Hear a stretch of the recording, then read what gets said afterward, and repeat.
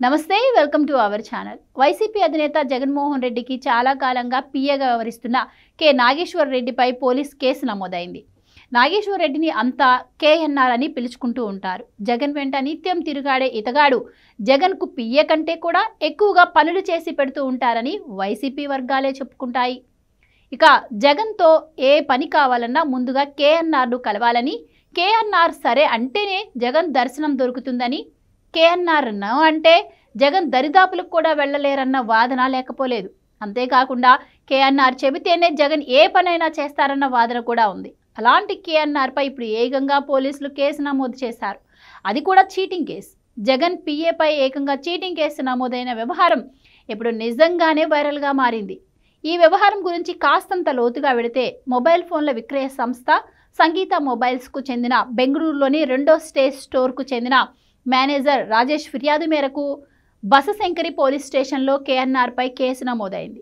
జగన్ సీఎంగా ఉండగా 2022లో ఆంధ్ర క్రికెటర్ జట్టుకు ఆడిన మధ్యప్రదేశ్ క్రికెటర్ రికీ భుయ్కి స్పాన్సర్ చేయాల్సి ఉందంటూ కేఎన్ఆర్ నుంచి రాజేష్కు ఒక ఫోన్ కాల్ వచ్చింది. ఈ కాల్ చేసిన వ్యక్తి తనను తాను జగన్ పిఏ కేఎన్ఆర్గా పరిచయం చేసుకుని ఈ విషయం చెప్పాడట. ఇక స్వయంగా జగన్ పిఏ నుంచి కాల్ రావడంతో బెంగళూరులో జగన్ విన్యాసాలను గుర్తు చేసుకున్న రాజేష్ అది నిజమేనని నమ్మారు.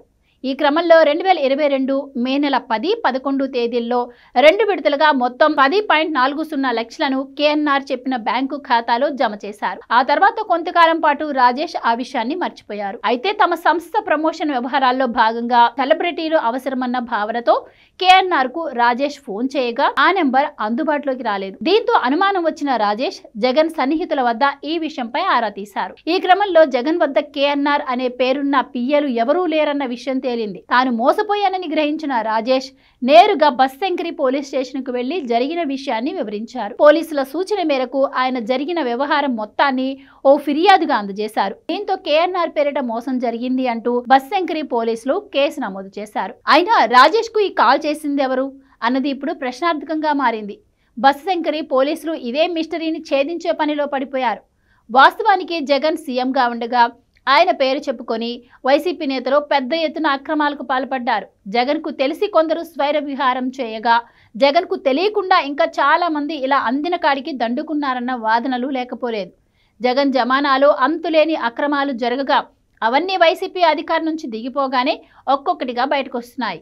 ఈ వ్యవహారాల్లో ఇప్పటికే చాలా మందిపై కేసులు కూడా నమోదయ్యాయి. ఏపీలో జగన్ పేరిట జరుగుతున్న ఈ తరహా వ్యవహారాలను పరిశీలించిన వ్యక్తే బెంగళూరులో మోసానికి తెరతీశారా, లేదంటే జగన్ వద్ద పని చేసేవారే ఈ పని చేసి ఉంటారా అన్నది ఆసక్తికరంగా మారింది. ఏపీలో రాజకీయాలు చేస్తున్న బెంగళూరు బేస్గా జగన్ తన వ్యాపార సామ్రాజ్యంతో పాటుగా తన నివాసానికి ఏర్పాట్లు చేసుకున్నారు. వీటన్నింటిపై అవగాహన ఉన్న వ్యక్తే సంగీత మొబైల్స్ మేనేజర్ను మోసం చేసి ఉంటాడన్న వాదనలు వినిపిస్తున్నాయి.